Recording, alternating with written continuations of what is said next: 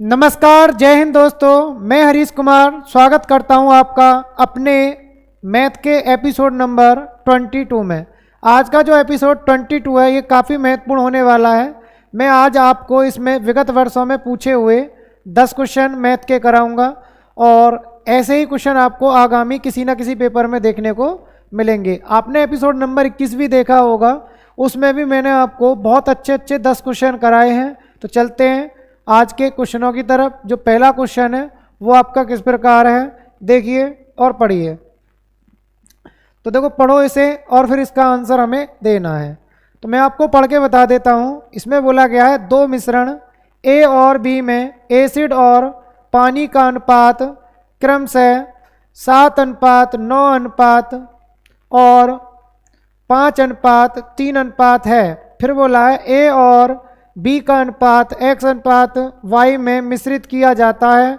यदि एसिड और पानी का परिणामी अनुपात 9:7 हो तब xy का मान क्या होगा। तो कहने का मतलब ये पूछ रहा है कि ए और बी की कितनी कितनी मात्राएं मिलाई गई हैं। देखो, मैं आपको पहले इसका बेस समझा देता हूँ। बेस क्या है, देखो, एक मिश्रण आपका ए है और एक मिश्रण बी है। बात करते ए मिश्रण में, तो इसमें एसिड और जो पानी है उसका अनुपात कितना दिया है, वो दिया है 7:9। इसी प्रकार बी की बात करते हैं तो बी में जो दिया गया है एसिड और पानी का जो अनुपात दिया गया है वो दिया गया है 5:3। और इनको मिलाने के बाद जो मिश्रण बन के आया वो किस अनुपात में बन के आया है, वो आया है आपका 9:7। 9:7 जो है ये आपका एसिड आया है और ये क्या आया है, पानी। तो इसको और ए और बी को मिलाने पर हमें जो है 9:7 के अनुपात में क्या प्राप्त होता है, मिश्रण। तो देखिए, हमें ऐसे सवालों को कैसे करना है, एलिगेशन लगाते हैं। ये इसका बेस है, इसको यहाँ हल करेंगे, इसको यहाँ हल कर देंगे, आपका आंसर आ जाएगा।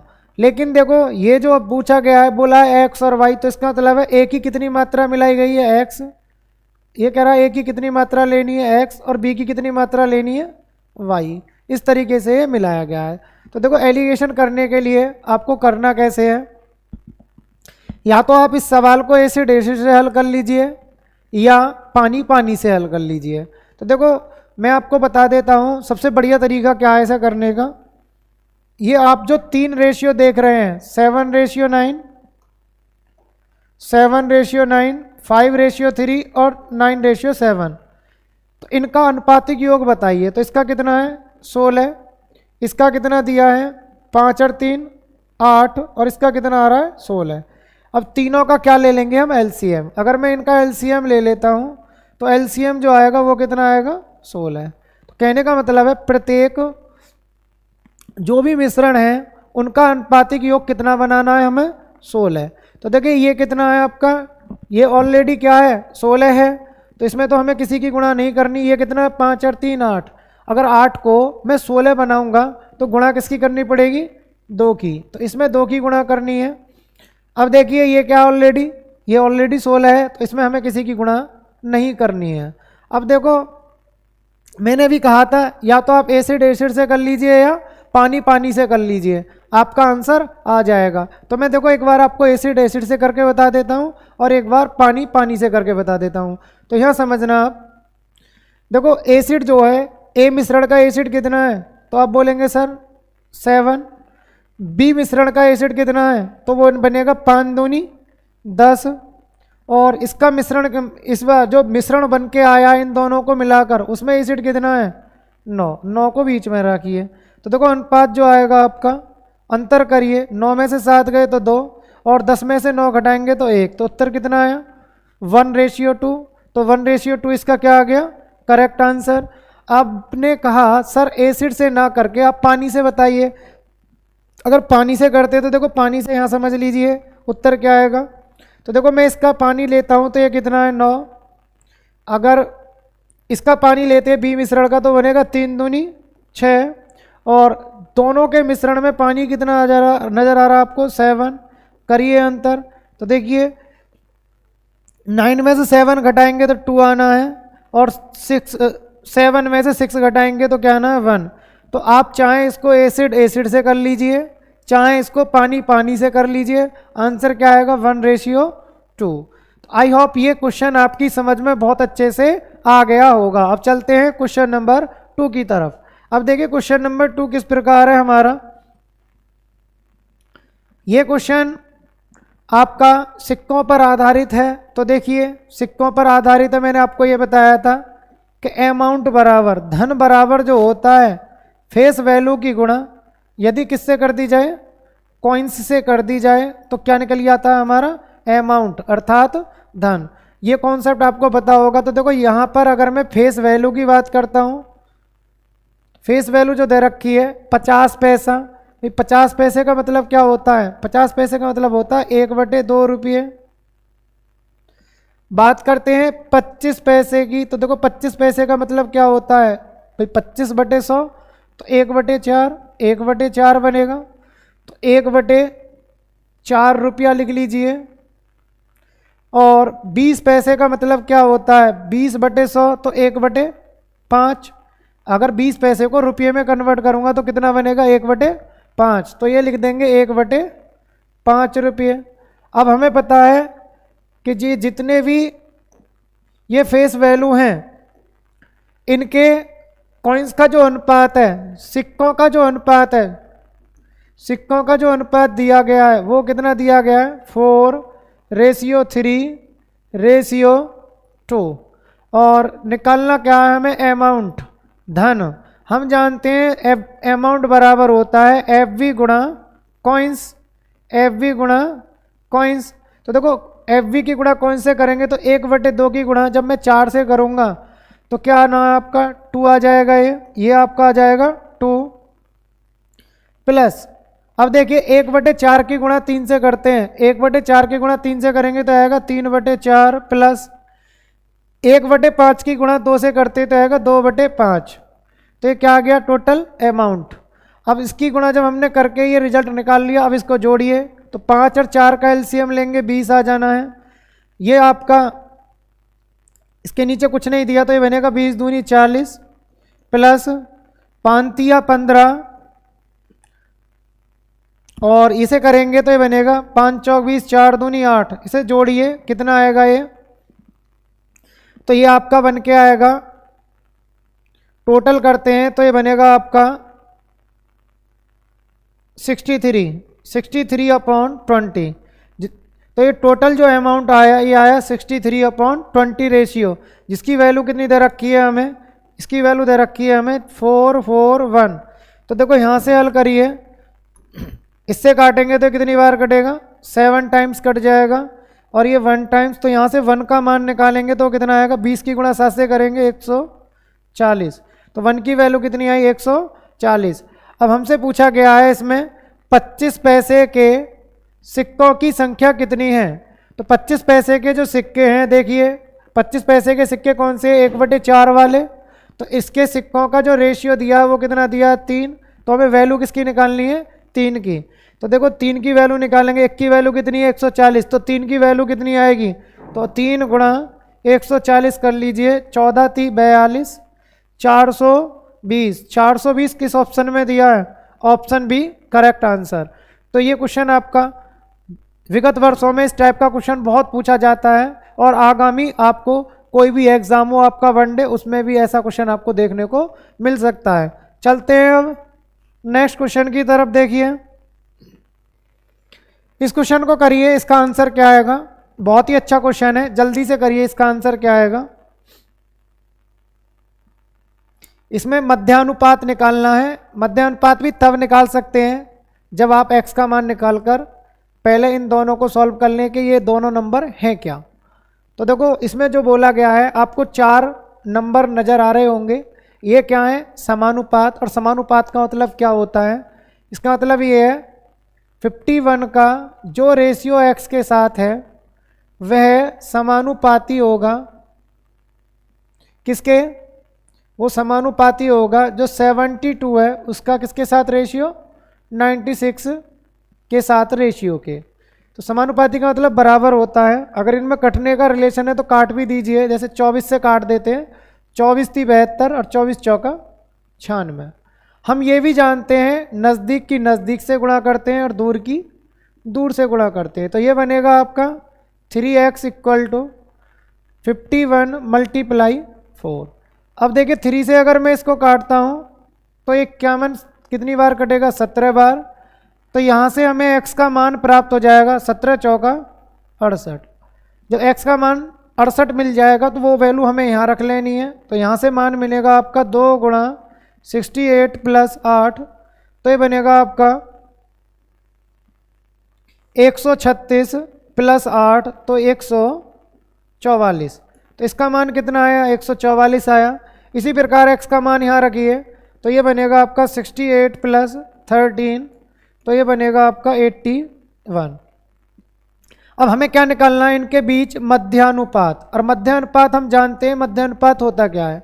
मध्यानुपात जो होता है अंडर रूट में दोनों नंबर लिखिए। इस नंबर की वैल्यू कितनी आई, 144, गुणा इस नंबर की वैल्यू कितनी है, 81। 144 का वर्गमूल निकालेंगे तो 12, और 81 जो होता है किसका वर्ग होता है, 9 का। तो ये बनेगा 12 108। 108 हमारा क्या आ जाएगा, करेक्ट आंसर। तो आई होप ये आपकी समझ में बहुत अच्छे से आ गया होगा। 108 देखिए कौन से ऑप्शन में दिया है, 108 option number D correct answer. तो चलते हैं अब नेक्स्ट क्वेश्चन की तरफ। नेक्स्ट क्वेश्चन भी आपका काफ़ी मज़ेदार होने वाला है और बहुत ही अच्छा क्वेश्चन है। आप इसका आंसर दीजिए और मैं आपको टाइम दे रहा हूँ, आप कोई भी स्टूडेंट इसका 30 सेकंड में आंसर दे सकता है। बताइए इसका आंसर क्या आएगा।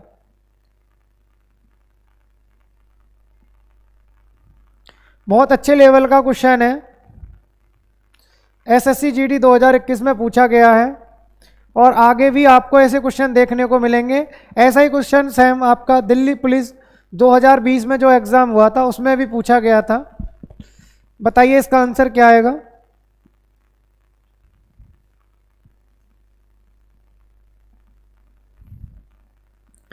चलो देखिए मैं आपको बताता हूं करना कैसे है ये क्वेश्चन आपको। इसमें जो बोला गया है ए और बी की आय का अनुपात 5:7 दिया हुआ है। एक है ए और एक है बी। जो इनकी आय है, आय का जो अनुपात दिया गया है, एक का रेशियो दिया गया है 5, ए का मान है 5 रेशियो और बी का मान है 7 रेशियो। तो ये इनकी आय का अनुपात दिया गया है। फिर बोला गया है यदि ए और बी मिलकर 15,750 रुपये खर्च करते हैं, लेकिन इससे पहले भी कुछ बात बोली गई है, वो है ए का खर्च बी की बचत के बराबर है। ए का जो खर्च है वो किसकी बचत के बराबर है, बी की बचत के बराबर है। देखो अगर मैं यहाँ बात करता हूँ, मान लीजिए ए की आय मानी मैंने 5 रेशियो और बी की आय मानी मैंने 7 रेशियो, ठीक है। अब ये बात बड़ी ध्यान से समझनी है ये आपको। इसमें बोला गया ए का जो खर्च है वह बी की बचत के बराबर है, बी की बचत के बराबर है, बी की यहाँ लिखते हैं बचत के बराबर है। देखिए मैंने यदि बी की बचत मानी, सपोज करो कुछ भी मान लीजिए आप, 100 रुपये मान लो, 100 मान लो, 200 मान लो, 1 रुपये मान लो, 10 रुपये मान लो, कुछ भी मान लीजिए। ऐसे केस में माना मैंने कितना माना, 100 रुपये। तो ए का खर्च भी कितना होगा, अगर बी की बचत में 100 रुपये मानता हूँ तो ए का खर्च भी कितना होगा, वो भी क्या होगा, 100 ही रुपये होगा, क्योंकि दोनों आपस में कैसे हैं, दोनों आपस में क्या हैं, बराबर हैं। तो देखिए ये कह रहा था ए और बी मिलकर 15,750 रुपये खर्च करते हैं। तो देखो 15,750 रुपये जो खर्च करते हैं, दोनों मिलकर करते हैं, तो दोनों का खर्च कैसे निकालूंगा। तो आप बोलेंगे सर दोनों का खर्च ऐसे निकालेंगे, आप ए का खर्च लिख लीजिए। तो ए का खर्च कितना है यहाँ, वो 100 रुपये माना है मैंने, ये ए का खर्च है, वो क्या माना है मैंने, 100 रुपये माना है। और क्या लिखना है आपको, बी का खर्च। ये जो 15,750 रुपये जो दिया है ये ए और बी का क्या दिया है, खर्च का योग। तो देखो बी का खर्च कैसे निकालूंगा मैं, आप बोलेंगे सर खर्च कैसे निकालते हैं, यदि आय में से बचत घटा दी जाए, अगर आय में से बचत घटा दी जाए तो क्या निकल आता है, आपका खर्च निकल आता है। तो हमें पता है बी की आय कितनी है 7 रेशियो और बी की बचत कितनी है, तो देखो बचत जो दे रखी है वो भी कितनी है 100। हमें पता है इन दोनों का जो योग है वो कितना दिया है, वो दिया है 15,750 रुपये। देखो फिर समझ लो एक बार और, ए का खर्च और बी का खर्च इसका जो टोटल योग दिया है वो दिया 15,750 रुपये। अब मैंने क्या किया इसमें, मैंने ए का खर्च माना 100 रुपये, तो बी की बचत भी क्या होगी 100 रुपये। आप इसको 100 मान लो, 200 मान लो, 1 मान लो, कोई फर्क नहीं पड़ता, ठीक है।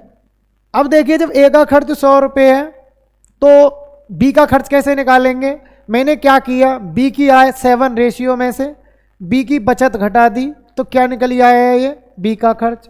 अब हमें पता है कि 100 ये प्लस का ये माइनस का ये कट गया, तभी तो मैं कह रहा था कि जब भी किसी का खर्च किसी की बचत के बराबर हो और वो रेशियो दिया ना हो तो आप जो मन में आए वो मान सकते हैं, क्योंकि ये दोनों तो आपस में कट जाने हैं। तो यहाँ से 7 रेशियो की जो वैल्यू आई वो आई आपकी 15,750 रुपये। तो देखो यहाँ से मैं आर का मान निकालूंगा, 7 से भाग दीजिए, आर का मान निकालते हैं तो ये बनेगा 7 दूनी 14, 7 दूनी 14 और 7 पंजे 35, तो ये 2250 रुपये ये आर का मान आ गया। अब देखना है आपको, इसमें पूछा क्या है, इसने पूछा है उनकी बचत कितनी होगी, उनकी बचत कितनी होगी। तो ये कॉन्सेप्ट आपने लिख लिया होगा या नहीं लिखा तो आप स्क्रीनशॉट ले सकते हैं, मैं इसको मिटाकर इस कॉन्सेप्ट को भी आपका क्लियर करता हूं। तो देखिए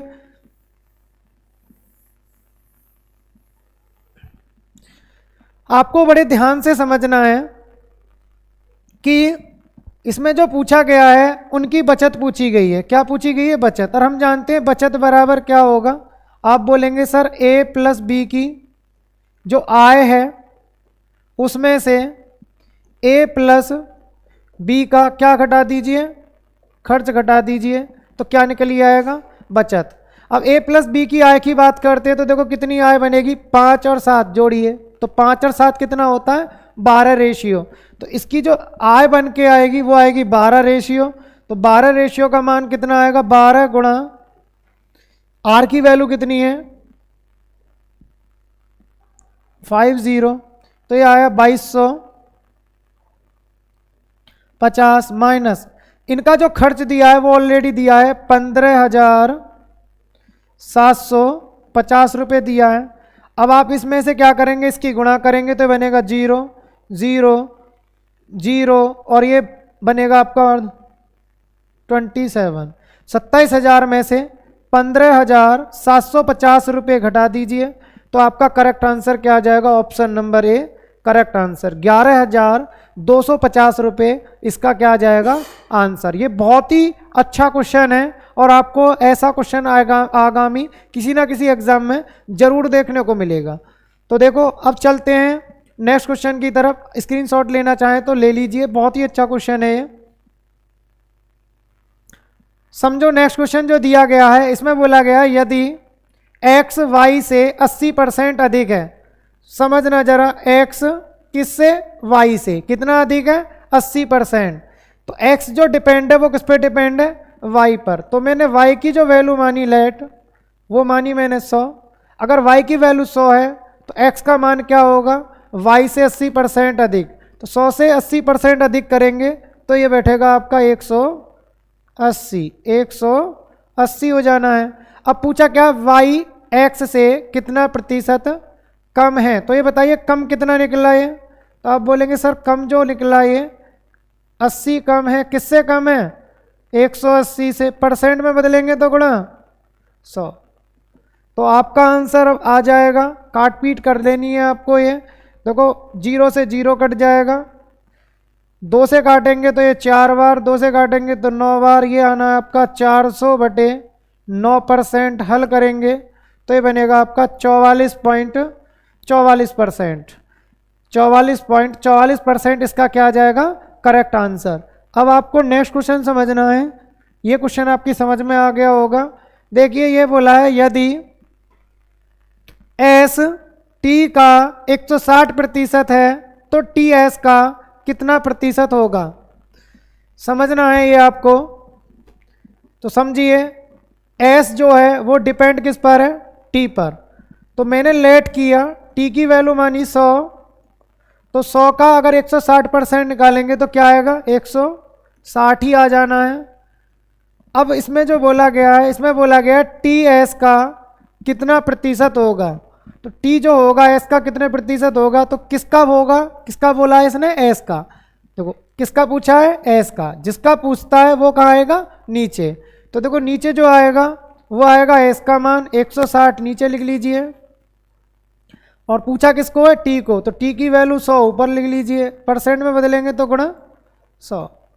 आपको ये सॉल्व कर देना है और आपका आंसर आ जाएगा। जैसे मैं करता हूँ इसको, तो देखो 0 से 0 कट गया, 4 चौक 16 और 4 से 25 बार, 2 से 2 बार और ये 2 से 5 बार।